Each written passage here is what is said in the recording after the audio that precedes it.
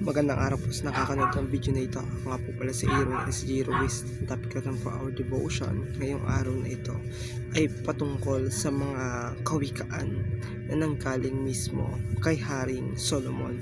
So, syempre, no, bilang wisest king na nabuhay, no, sa kapanahunan niya na galing mismo sa Diyos, siya ay nakagawa ng iba't ibang mga kawikaan, iba't ibang mga kanta, at masasabi natin na maayos yung naging legacy niya, or yung mga naiwan niya ay naging maayos yun.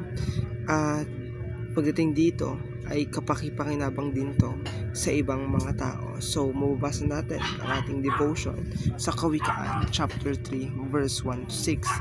Sabi dito, "Anak ko, ang aral ko'y huwag mong kalimutan, kundi ang aking mga utos sa iyong puso'y ingatan, sapagkat kahabaan ng araw at ang mga taon ng buhay at kapayapaan ang sa iyo'y kanilang ibibigay. Huwag mong hayaang iwan ka ng kabaitan at katotohanan. Itali mo ang mga ito sa palibot ng iyong leeg at isulat mo sa iyong puso.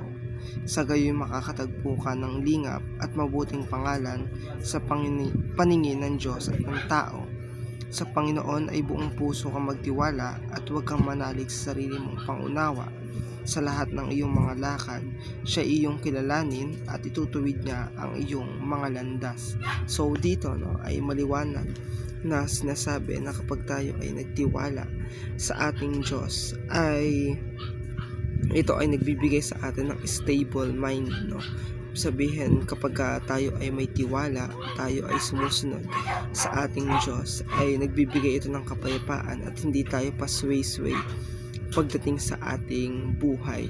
Hindi tayo agad na-worry pagdating sa ating mga buhay, no? Kung may problema man, andyan ang Diyos dahil siya ay nagpo-provide para sa atin. At kung may problema naman sa academics, no, andyan ang Diyos para magbigay sa atin ng katalinuhan.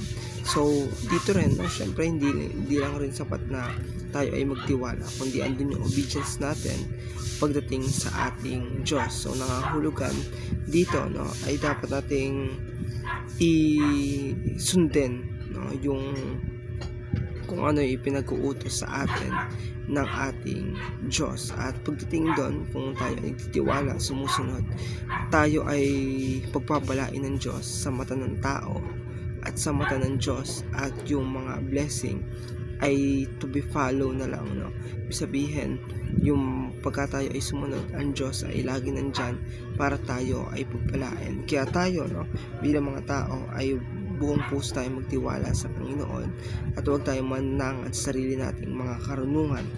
Sabi nga dito, sa lahat ng iyong lakad, siya ay iyong kilalanin. So dapat i-acknowledge natin ang ating Diyos sa lahat ng area, sa lahat ng aspekto ng ating mga buhay. So ito lamang po ang ating devotion. Maraming pong salamat.